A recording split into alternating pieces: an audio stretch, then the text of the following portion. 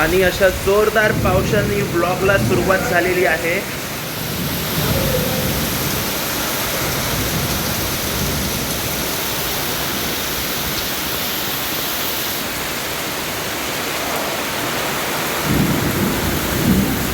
जबरदस्त वारा आणि पाऊस आहे.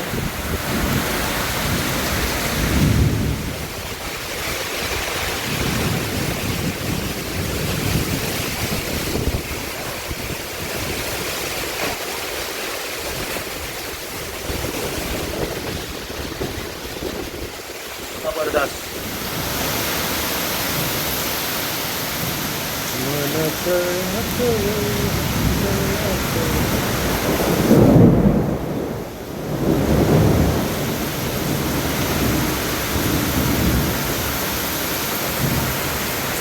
वेलकम टू द व्लॉग मित्रांनो. आणि पुन्हा एकदा मी कोकण सिरीज सुरू केलेली आहे आणि आज आम्ही चाललो आहे देवदर्शनाला. तर झालं असं, मम्मी पप्पांची ॲनिव्हर्सरी होती आणि त्यानिमित्त आम्ही देवदर्शनाला चाललो आहे.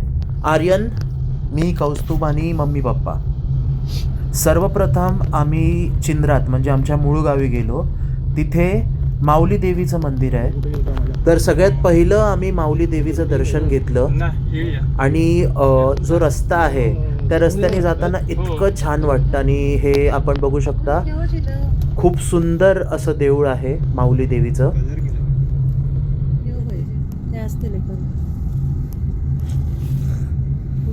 मुलगा कोणतं आहे? श्रीदेवी भगवती माऊली.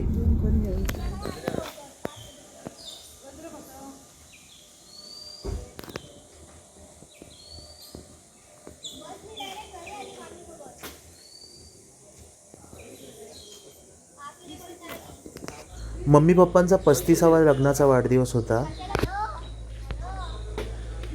आणि लक्ष्मीनारायणाचं जोड आहे बघा.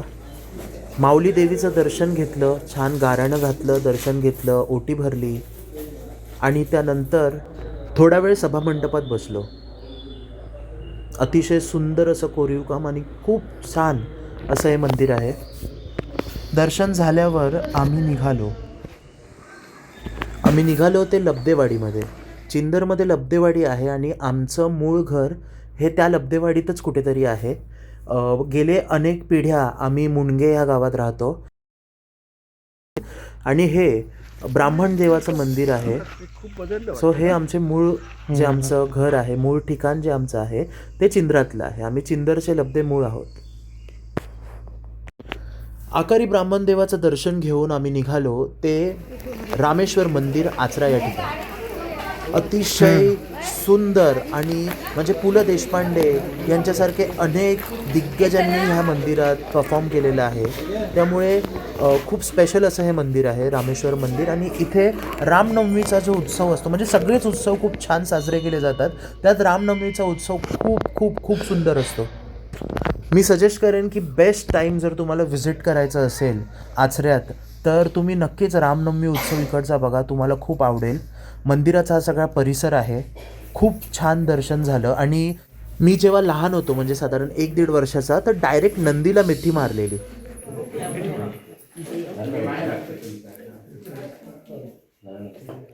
मंदिराशेजारीच ही विहीर आहे, म्हणजे खूप जुनी विहीर आहे ही.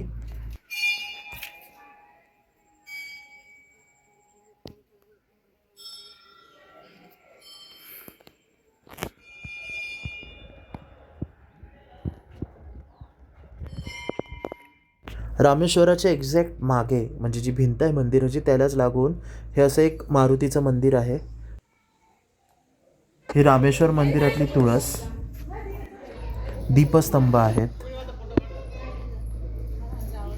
अतिशय प्रसन्न वाटलं रामेश्वराचं दर्शन घेऊन.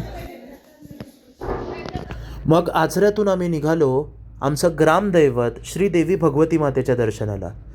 देवगड तालुक्यात मुणगे गावात वसलेलं श्रीदेवी भगवती मातेचं मंदिर खूप छान आहे. आणि जानेवारी महिन्यात इथे जत्रा भरते. त्या व्यतिरिक्त दर 3 वर्षांनी आमच्या वाडीत पाडव्यांच्या घरी कारिवणेवाडी येथे श्रीदेवी भगवती माहेरी येते. देवीची डाळपस्वारी असते. हे आपलं श्रीदेवी भगवती मातेचं मंदिर. इथे आतमध्ये फोटो काढायला अलाउड नव्हते, त्यामुळे बाहेरून मी तुम्हाला मंदिर दाखवतो. आता हे जे आंब्याचं झाड दिसतंय हे खूप स्पेशल आहे. याचं कारण असं, आमच्या गावची होळी जी आहे ती ह्या आंब्याबुडीच होते. आता जेव्हा आपण होलिका दहन करतो तेव्हा ह्या सगळ्याला आग लागते, आग पेटते. तरीसुद्धा हा आंबा खूप छान धरतो. बघू शकता तुम्ही, हे बघा फळ जे आहे ते. देवदर्शन पूजा झाल्यावर आम्ही पोटपूजा केली. समोर आहिरांचं दुकान आहे, तिथे आम्ही भजी, कट वडापाव, मिसळपाव अशा वेगवेगळ्या पदार्थांवर ताव मारली. काही पार्सल पण घेतलं. इथे बघतो हे आहे. पोटपूजा झाल्यावर आम्ही निघालो घरी जाऊन आम्ही निघालो असरुंडीला, माझ्या मावशीच्या घरी. तिथे होता गृहप्रवेश. खूप छान, खूप सुंदर असा बंगला मावशीने बांधला आहे. असरुंडीमध्ये त्यांचं घर आहे. जेवण खूप छान होतं.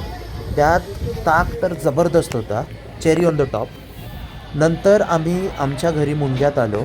आमच्या देवघरी मम्मी पप्पांचा 35वा लग्नाचा वाढदिवस आम्ही केक कापून सेलिब्रेट केला.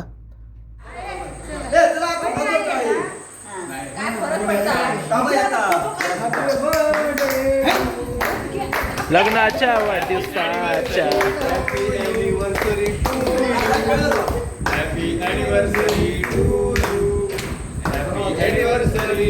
आणि अशा प्रकारे ह्या वर्षीचो कोकण सिरीजचो पहिलो व्लॉग संपलो.